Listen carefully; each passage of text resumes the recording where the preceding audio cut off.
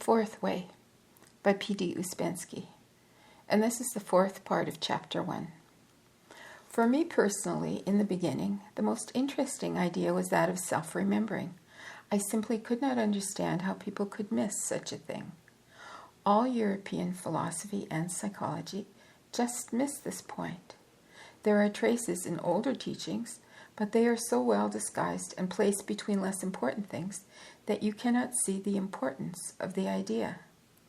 When we try to keep all these things in mind and to observe ourselves, we come to a very definite conclusion, that in the state of consciousness in which we are, with all this identification, considering negative emotions and absence of remembering, we are really asleep. We only imagine that we are awake. So when we try to remember ourselves, it means only one thing. We try to awake. And we do awake for a second, but then we fall asleep again. This is our state of being. So actually, we are asleep. We can only awake if we correct many things in the machine, and if we work very persistently on this idea of awaking, and for a long time. And now we go into question and answer again. So the questions are asked by Ouspensky, and the answers are given by Gurdjieff. Question: does bad physical pain distort one's mental ideas?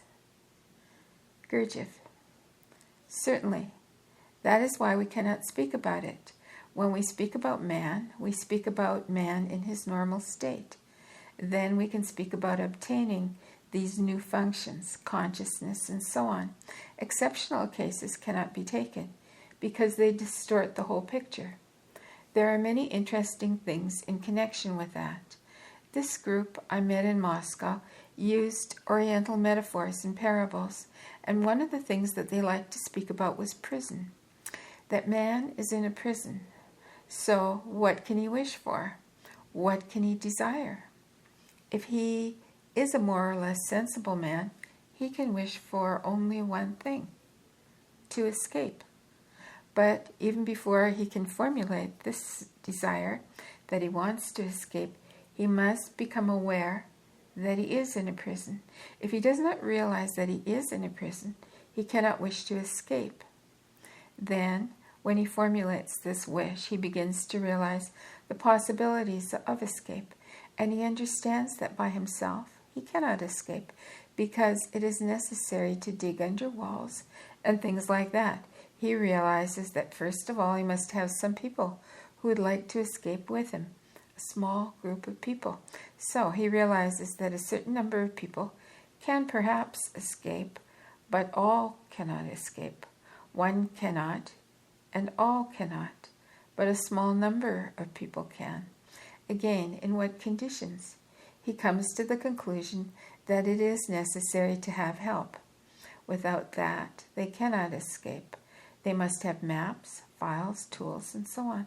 So they must have help from outside. This is exactly, almost literally, the position of man. We can learn how to use the unused parts of our machine. This prism means that we sit in the kitchen and basement of our house, and we cannot get out. One can get out, but not by oneself. Without school, one cannot. School means that there are people who are already escaping, or at any rate are preparing to escape. School cannot begin without help from another school, without help from those who escaped before. From them, we can get certain ideas, a certain plan, a certain knowledge. These are our tools. I repeat, all cannot escape. There are many laws against it. To put it simply, it would be too noticeable, and that would immediately produce a reaction from mechanical forces. Question: the wish to escape is instinctive, is it? Answer: no, only the inner work of the organism is instinctive. It must be intellectual and emotional, because the instinctive function really belongs to the lower, the physical functions. Still, in some conditions, there may be a physical wish to escape. Suppose it's too hot in a room, and we know that it's cool outside. Certainly, we may wish to escape, but to realize that we are in a prison and that it is possible to escape needs reason and feeling. Question. It seems difficult without greater self-observation to know what your objective is in escaping.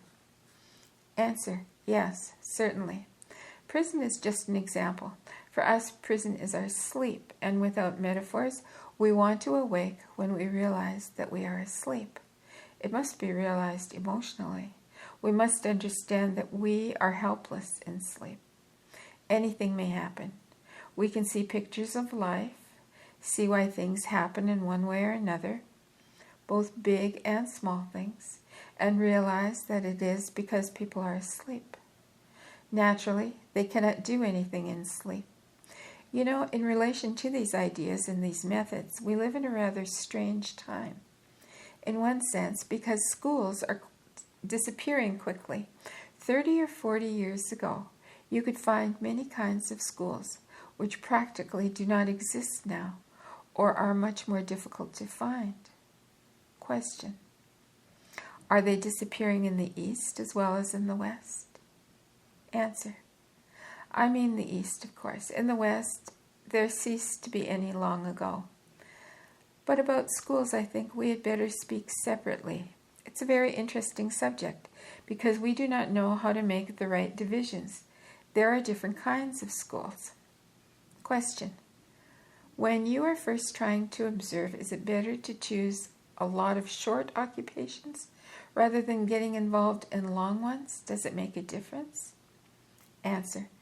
No, you must try to observe yourself in different conditions, not only in the same conditions. Question. Is it good then to analyze afterwards? Answer. No, generally speaking, in the beginning, and for a long time, there should be no analysis. In order to analyze, you must know laws, why things happened in that way, and could not happen in any other way. So before you know the laws, it is better not to try to analyze. Just observe things as they are and try to classify them more or less into intellectual, emotional, instinctive, and moving functions. Each of these functions has its own center of mind through which it manifests. In connection with functions and states of consciousness, from the point of view of his personal evolution, man is divided into 7 categories. People are born only in one of the three first categories. A person in whom the instinctive or moving function predominates, and in whom intellectual and emotional functions are less developed, is called man number 1. But if the emotional function predominates over the other functions, he is called man number 2. And if the intellectual function predominates, he is man number 3.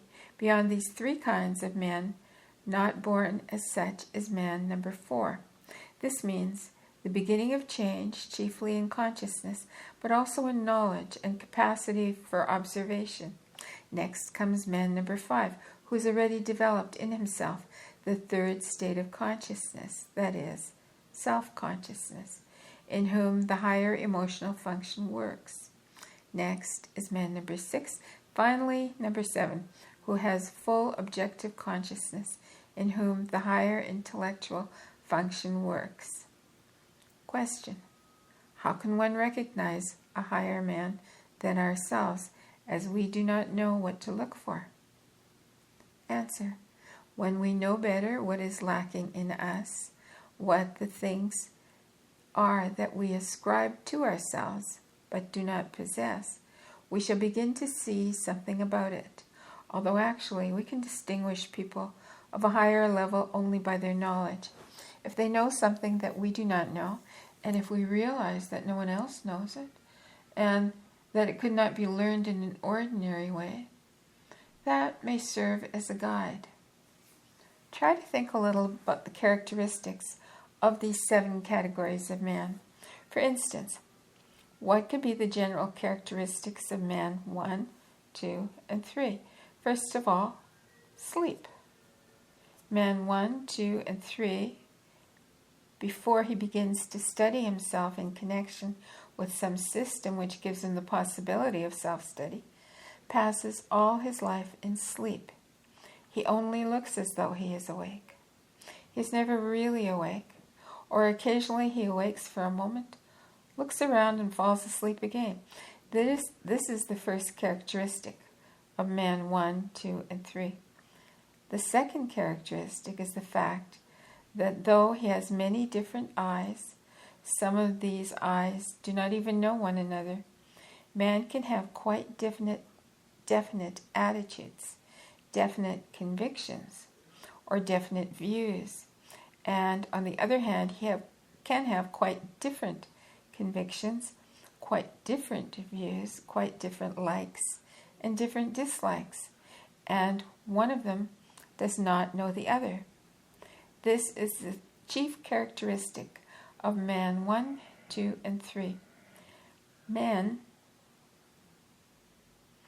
are very divided, and they do not know, and they cannot know it, because each of these eyes knows only certain eyes that it meets by association. Other eyes remain quite unknown. Eyes are divided according to functions. They are intellectual, emotional, instinctive, and moving eyes. Round themselves, they know something, but beyond that they know nothing. So until man begins to study himself with knowledge of this division, he can never come to a right understanding of his functions or reactions. This sleep of man and absence of unity in him create another very important characteristic, and this is the complete mechanicalness of man. Man in this state, man number 1, 2, and 3, is a machine controlled by external influences. He has no possibility to resist these external influences, and no possibility to distinguish them from one another, no possibility to study himself apart from these things. He sees himself always on the move, and has a long established and very strong illusion that he is free to go where he will, and he can move according to his wish, and that he can go to the right or to the left. He cannot do this. If he moves to the right, that means he would not move to the left. Will is quite a wrong idea. Will, W-I-L-L, in quotation marks, is quite a wrong idea. It does not exist. Will can exist only in man who has one controlling eye. But as long as he has many different eyes, which do not know one another, he has just as many different wills. Each eye has its own will, and there can be no other eye or other will. But man can come to a state when he acquires a controlling eye, and when he acquires will. He can reach this state only by developing consciousness. These are the rudiments of the principles of this system.